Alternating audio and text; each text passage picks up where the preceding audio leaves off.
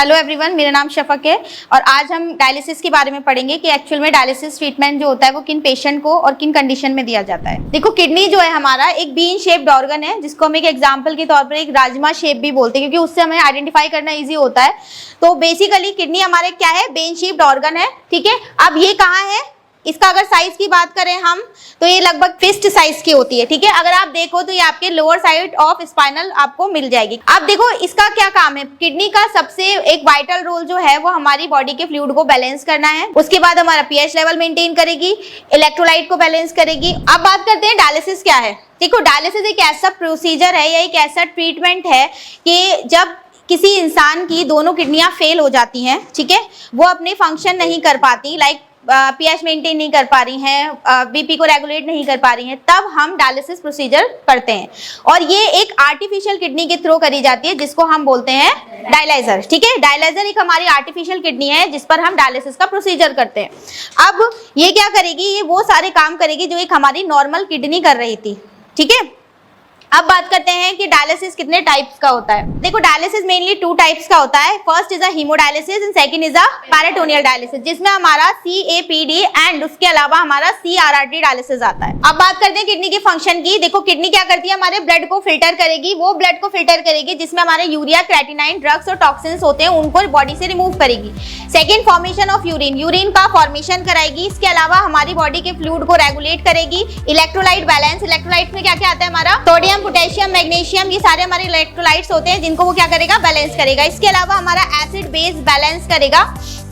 इसके अलावा अगर बात करें हम ब्लड प्रेशर, जो मैंने आपको बताया था, रेनिलिन हार्मोन को प्रोड्यूस कर हमारा बीपी को कंट्रोल कराएगा एंड देन हमारे हार्मोन का प्रोडक्शन करेगा। इसमें हमारे इरिथ्रोप्रोटीन आता है, ठीक है, और हमारे विटामिन के हार्मोन्स आते हैं। अभी मैंने आपको बताया डायलिसिस के टाइप्स बताया, अब इनके बारे में पढ़ेंगे डायलिसिस असल में होता क्या है। देखो, हीमोडायलिसिस हमारी ब्लड की डायलिसिस होती है, जिसमें हम क्या करते हैं, आर्टिफिशियल किडनी के द्वारा हम अपने ब्लड को फिल्टर कराते हैं। कैसे कराओगे, थ्रू आर्टिफिशियल किडनी। अब उसमें हमें मशीन की रिक्वायरमेंट होती है। हीमोडायलिसिस में हम मशीन चाहिए होती है, जिसपे क्या होता है, हमारी पूरी बॉडी का ब्लड बाहर निकलता है उस मशीन से होकर, जिसको हम आर्टिफिशियल किडनी के नाम से जानते हैं, जो हमारा डायलाइजर है, वहां से पूरा क्लीन होकर वापस से हमारी बॉडी में सर्कुलेट होता है। ठीक है, हीमोडायलिसिस हफ्ते में 3 से 4 बार करी जाती है। ये आप एट अ सेंटर कर सकते हो, एट होम कर सकते हो, ठीक है, क्योंकि इसमें हमें मशीन की रिक्वायरमेंट होती है। सेंटर में तो आपको पता है पूरा सेंटर बना हुआ होता है, लेकिन अगर आप होम सेंटर डायलिसिस करने जा रहे हो, ठीक है, होम विजिट डायलिसिस करने जा रहे हो, तो वहां पर भी हमें घर पर उसकी मशीन लगानी पड़ती है, तभी हम हीमोडायलिसिस प्रोसीजर कर सकते हैं। वस्कुलर एक्सिस वो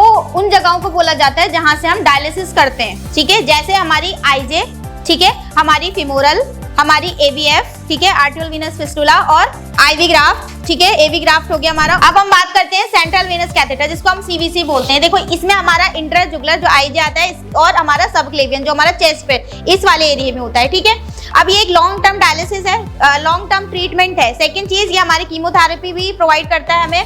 पेरेंटल न्यूट्रिशन, कोई बॉडी में आपकी न्यूट्रिशन की कमी है उसको पूरा करेगा। इसके अलावा ये आपकी यहाँ से हम ब्लड सैंपलिंग भी करा सकते हैं पेशेंट से।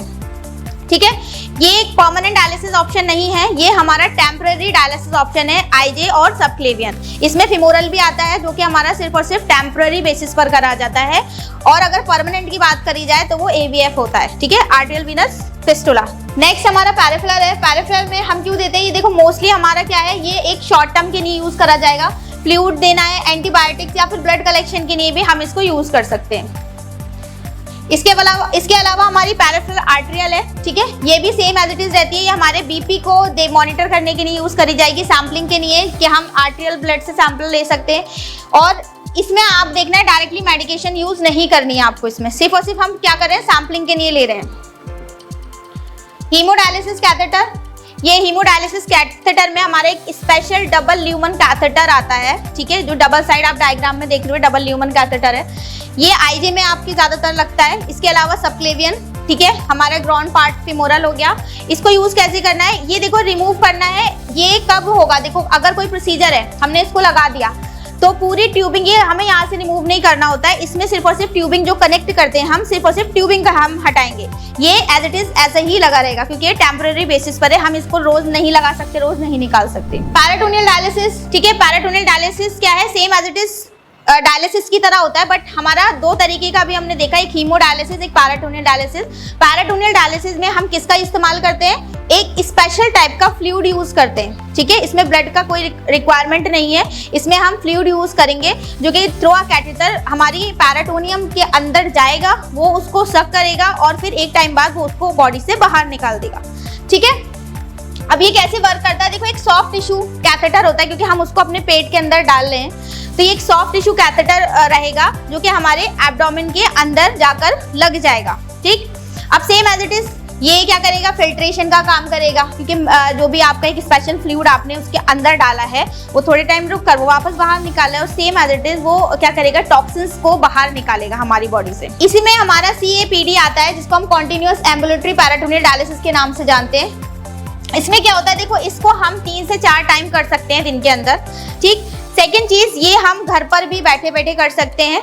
उसके अलावा इसमें हमारी ड्रेनिंग का काम और हमारी फ्लूइड का फिलअप का काम रहता है। जैसे ड्रेनिंग, जो भी पुराना फ्लूइड है वो बॉडी से बाहर जाएगा और न्यू फ्लूइड जो होगा वो बॉडी के अंदर आएगा।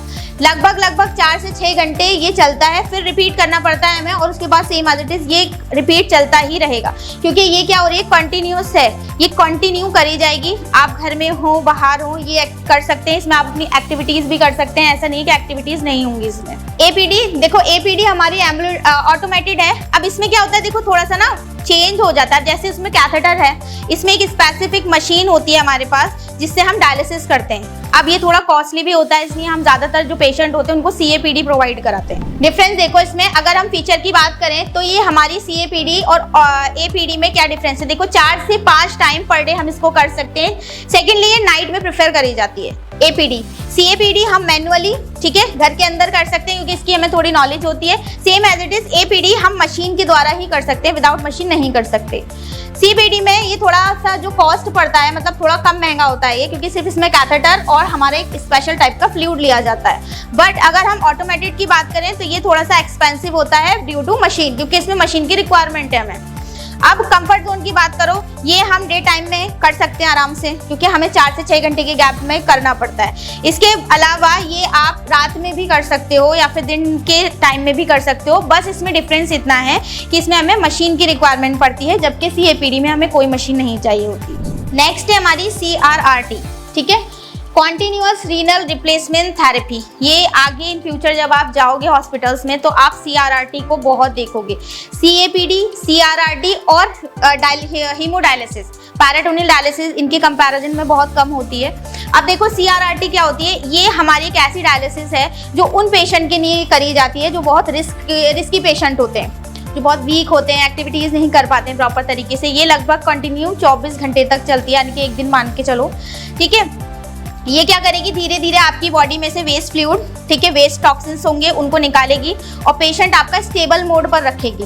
यानी कि एक हमारे हीमोडायलिसिस है जिसमें हम फास्ट अल्ट्राफिल्ट्रेशन रखते हैं, बट इसमें क्या है, इसमें एक लोअर मेंटेनेंस लेकर चल रही है वो, कि धीरे धीरे आपका जो भी टॉक्सिन्स थे, आपके जो भी फ्लूइड मेंटेन होने थे वो प्रॉपर तरीके से मेंटेन होते रहेंगे। अब बात करते हैं मशीन की। अब ये मशीन में क्या क्या पार्ट्स हो सकते हैं। फर्स्ट हमारा ब्लड पंप। ब्लड पंप क्या करता है, देखो ब्लड पंप क्या करेगा, आपने जो भी कैथेटर, फिस्टुला जो भी लगाया है उसमें से ब्लड को लेगा, उसके बाद ये मशीन में फिल्टर करेगा, फिल्टर करने के बाद वही ब्लड आपकी बॉडी में वापस से सर्कुलेट कर देगा। सेकेंड हमारा डायलाइजर है, इसको हम आर्टिफिशियल किडनी कहते हैं, यानी कि जो किडनी हमारा काम कर रही हैं वो अब क्या करेगा, डायलाइजर करेगा। इसके अलावा डायलिसिस पंप है, ठीक है। पंप में क्या है, हमारा फ्लूइड का क्लियरेंस देखा जाएगा कि कुछ भी अगर डिटेक्शन होता है तो वो पंप में अलार्म के द्वारा हमें पता चल जाता है। हेपारिन पंप होता है जिसमें हम हेपारिन को फिक्स करते हैं, एक बोलस अमाउंट होता है हेपारिन पंप में, उसको फिक्स करा जाएगा। एयर डिटेक्टर अलार्म होता है जिसमें अगर बॉडी के अंदर कोई भी एयर जाने वाली होगी तो वो पंप क्या करेगा, एयर डिटेक्टर अलार्म आपकी स्क्रीन के ऊपर दिखा देगा। अल्ट्राफिल्ट्रेशन कंट्रोल स्विचेस होते हैं जिसमें हम अपने UF को कंट्रोल कर सकते हैं। बाकी प्रेशर मॉनिटर है, अगर आर्टेरियल का प्रेशर हाई जा रहा है या लो जा रहा है, वेनस का प्रेशर हाई या लो जा रहा है, या फिर TMP अलार्म है, उसका प्रेशर हाई या लो जा रहा है, तो वो भी इसको क्या करेगा, मेंटेन करेगा। इसके अलावा डिस्प्ले पे और स्क्रीन आपकी डिस्प्ले स्क्रीन रहेगी, इस पर आपको पूरा यूएफ के गोल सेट करने पड़ेंगे, आपकी पेशेंट की प्रोफाइल होती है वो सेट करनी पड़ती है। इसमें काफ़ी सारे ऑप्शंस, AV अलार्म, ठीक है, आर्टियल प्रेशर का अलार्म, TMP अलार्म, सारे आपकी स्क्रीन पर इजीली दिखाई दे जाते हैं। नेक्स्ट हमारा डायलाइजर है कि डायलाइजर, अब यही है हमारी आर्टिफिशियल किडनी, ये मेन है, ठीक है। अब कितने तरीके का डायलाइजर दिखा रहे हैं यहाँ पे, 2 तरीके का, एक है हाई फ्लक्स डायलाइजर और एक है लो फ्लक्स डायलाइजर, ठीक है।